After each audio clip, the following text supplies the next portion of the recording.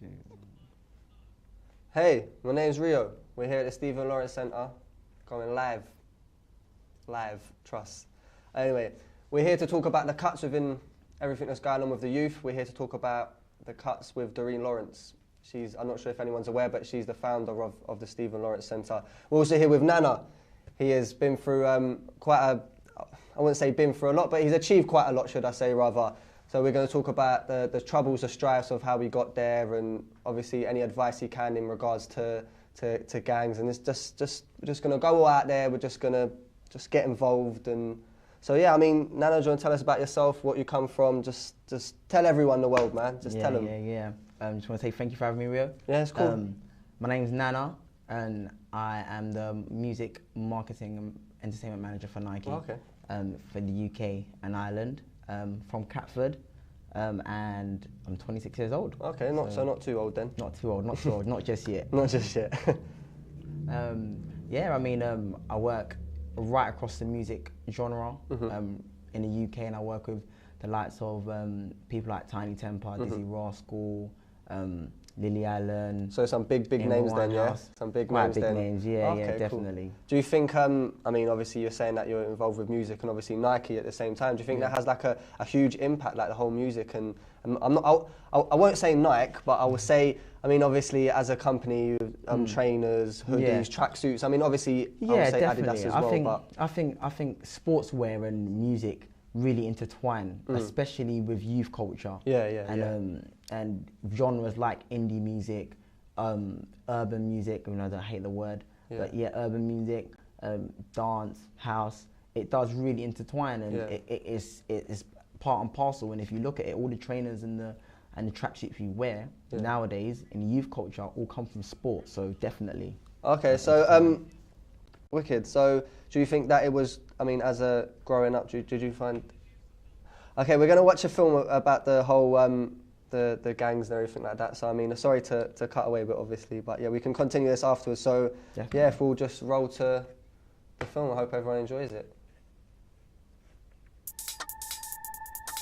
This documentary is about gangs and how it affects young people. We're going to give you an insight about gang culture.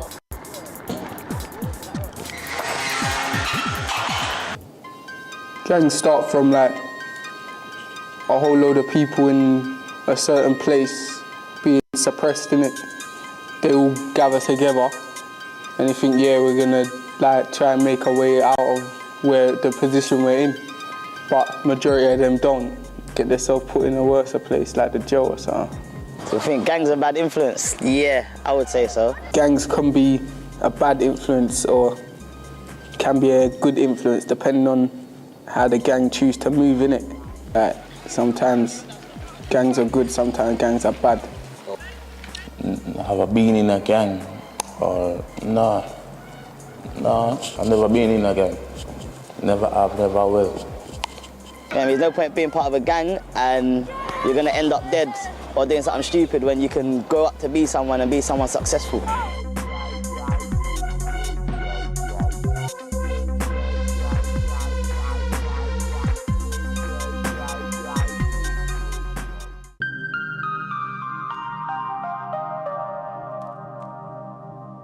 Young people are stereotyped down to the way they dress. When an adult or the public see a young person in a hoodie, they automatically think they're in a gang or a bad person. I think the community and the government and people stereotype, they're quick to stereotype. So they'll see like maybe a group of us sort of skating and might think, oh, that's a gang, where it's not really a gang, we're actually doing something positive. But people need to stop jumping to the stereotype straight away and maybe think further and think out of the box. Get me, and try and think like, why are these people together? What exactly are they doing in it? Just because you see a group of people doesn't mean it's a gang in it. Some people might see me now, I'm in a hoodie, they might see me in a black t-shirt and they think, raw, you get me, them lot are gonna be doing something bad on the road. And what we're doing is skating, keeping fit, keeping all the kids together, like getting everyone to do something more positive. People use TV as a big weapon. And like, so they go around and believe what they see on the TV. And that's all lies. Like stereotyping, people watch TV and see violence on the street and just think, yeah, like, that's it, that's how every person like that is. Like, some people get connected to a gang, I would say, to trying to, it's more of a community thing when there's a lot of more positive things going on, like roller skating and stuff like that. Like, will get you out of doing something silly on road, innit? Like, instead of doing something stupid, like being part of a gang and doing road stuff, you can be with a clique, be with more of a better community and do something more positive. Everyone's got a choice, innit? Like, you're not forced into doing it, innit? Like, you could do other stuff. That's what there's youth clubs and, like, you can do courses and that, innit? I'm just asking that whoever's watching this tape, to the people out there, don't stereotype and don't judge people outside us. God alone can judge. There's a reason for everything. There's a reason for everything. So just because a person is in a gang, don't say there's a bad person. You do not know their life story. They don't know what made them in that position. If you ever approach them and talk to them and ask them, they'll could tell you most probably.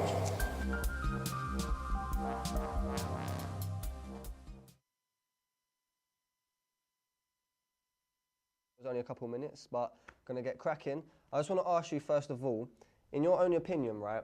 What would you like define? How would you define gangs? I mean, obviously, growing up in Catford, Lewisham, I mean, obviously, everyone sees everything that goes on. No one's, I'm saying, no one's going to be ignorant to not ignore it. But yeah. I mean, how would you? I mean, what would you say? You know what? I think there's like two definitions of gangs. Gangs in the literal sense is just like people that are coming together, and I think that we got to kind of look at that and think, you know what? Where more than 5 people are gathered, you can potentially call it a gang. Yeah. But I think the stereotypical sense of a gang is essentially a group of young people that essentially cause trouble, because you can have a gang. Personally, I think you can have gangs of people that don't cause trouble. Oh yeah, no, of course. But when you associate the word gang, you automatically think that it's a group of people that cause trouble. So I guess in the mainstream of what people think gangs are. I mean, talking about that, I mean, saying about gangs, I mean, look at what's going on with the cuts, for instance. I mean, you could call the activists that are going around with the students, and you could say they're gangs, but not really. Of course, someone would turn around and say maybe they're not. Exactly. I mean, you wouldn't really associate what they're doing in central London, smashing up windows and stuff. You wouldn't exactly call them a gang. But as soon as you hear the word gang, that's what you literally. I mean, you got. I mean, obviously, everything that you've achieved. Did you have any problems like with any young people or gangs trying to achieve what you wanted to achieve? I think, you know what?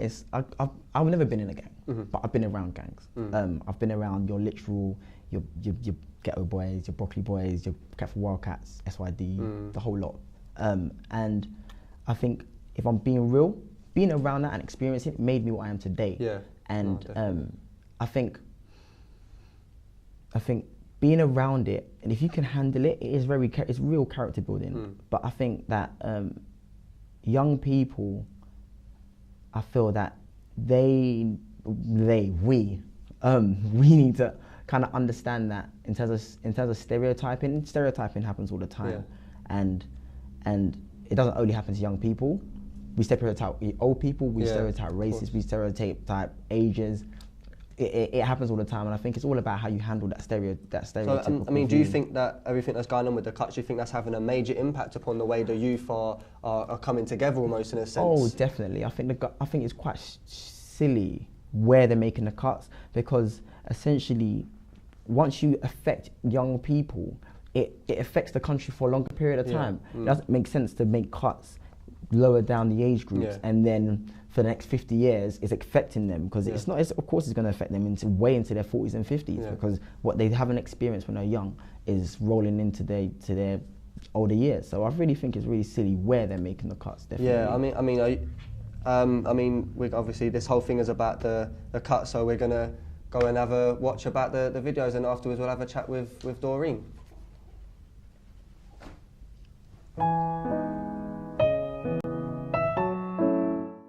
We're making a film about the government cuts and how it affects everybody.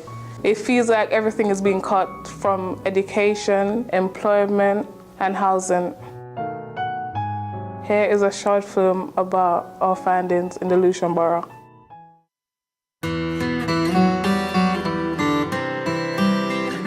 Well, I'd probably lose where I live at the moment, which I think is the situation for most people. I am actually on job seekers allowance myself at the moment. I've never been on job seekers allowance in my life. I've got a grandson who we look after, right? So our money goes on to him. So the cuts affect us in that way because all our money's going onto the young boy sort of thing. If you tell me anybody who it doesn't affect, I'll be amazed. It affects the old range of people, doesn't it? You know, right across the board. There you go, I've been retired 7 years now and it's got worse as the years have gone by, you know. And I suppose it'll get even worse in the next 2 or 3 years. Well, being a student personally, although they won't affect me this year because I'll be leaving at the end of the year, they massively affect me because I think it will really change the kind of people who I'll meet at university with the big new cuts. And I think it will also affect the nature of higher education because I studied like arts and humanities, social science degrees, and they're cutting all the funding for these degrees so that all of this funding will have to be made back by tuition fees. So I think that really says a lot about why, what kind of subjects they want you to study, what's more important, and they think that the only thing that's important for people to study are things which, you know, boost the economy or are useful in the market, and nothing which is like important to our culture, which is important to challenge the way we think. Well, I'm jobless at the moment. Obviously, it's made it harder for me to try and find a job and that. My name's Charles Richards. My current job is a senior personal advisor. I'm employed to help deliver the Connections contract within the London Borough of Lewisham. The government cuts affect me personally in regards to my job. I'm facing redundancy. It saddens me because I've built up a relationship with a lot of young people, parents and carers, based on the work that I've been doing for Connections for the last 4 years. The fact that these young people will no longer be able to come to me for advice and guidance in regards to housing, employment, looking for educational opportunities.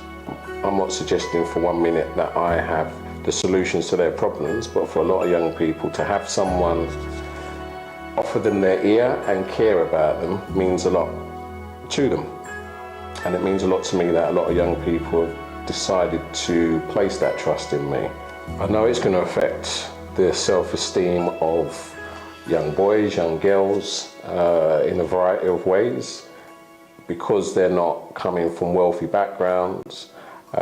Government doesn't care about them, because if they were coming from wealthier backgrounds, then they wouldn't be facing cuts to services that they use massively. In spite of all of the cutbacks that are going to be affecting lots of young people and mature people, that there is still hope. Disheartening. Bad, I suppose. The word I go for would be laziness. Greedy.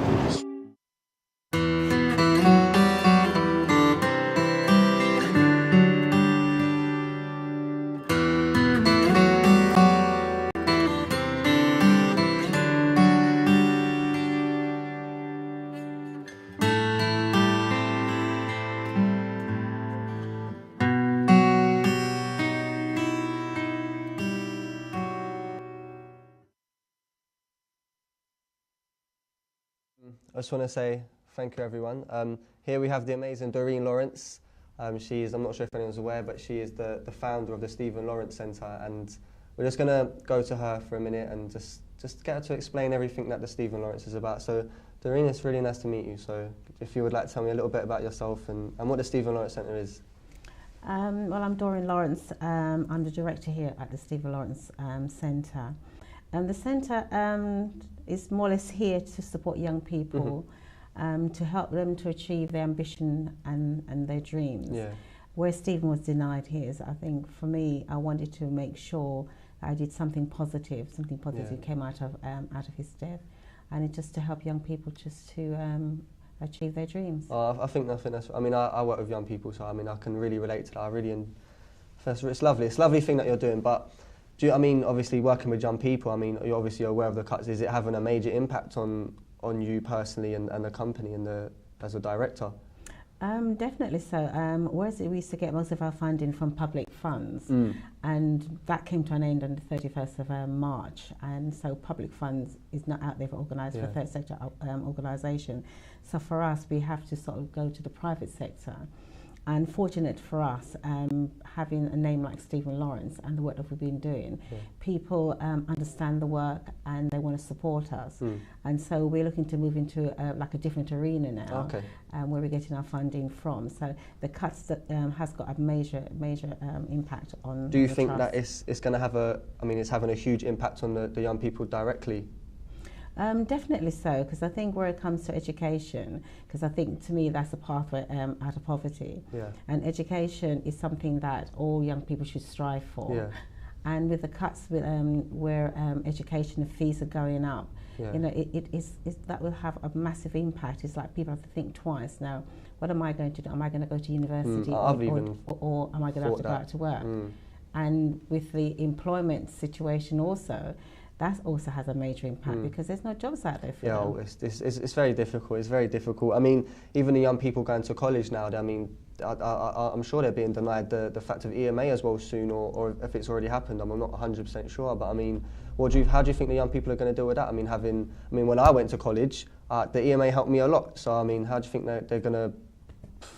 I presume they probably have to sort of rely more, mainly on their parents, and their parents can be in such a dire strait themselves. So it's like a double whammy for young people now. So we're at the Trust is trying to make as much, give as much support as we can. So the courses that we're looking to run here, we're hoping to get funding for it, so we won't have to charge young people coming to use the centres. That's one way of us trying to have some impact on how the cuts is going to affect young people.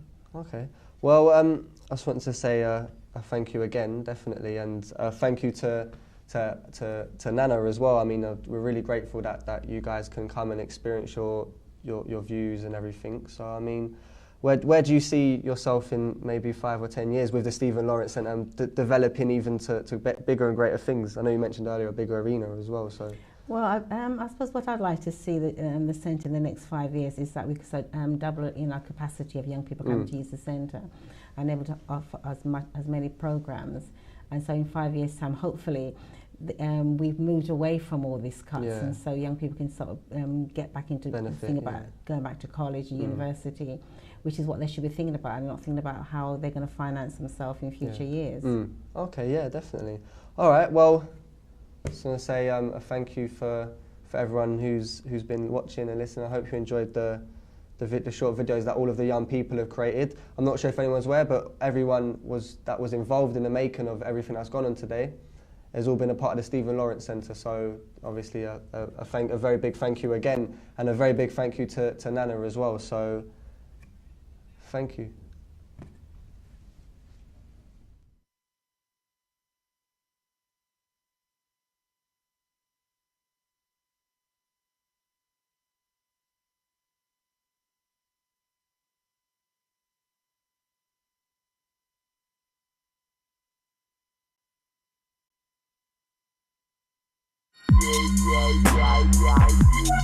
Yeah.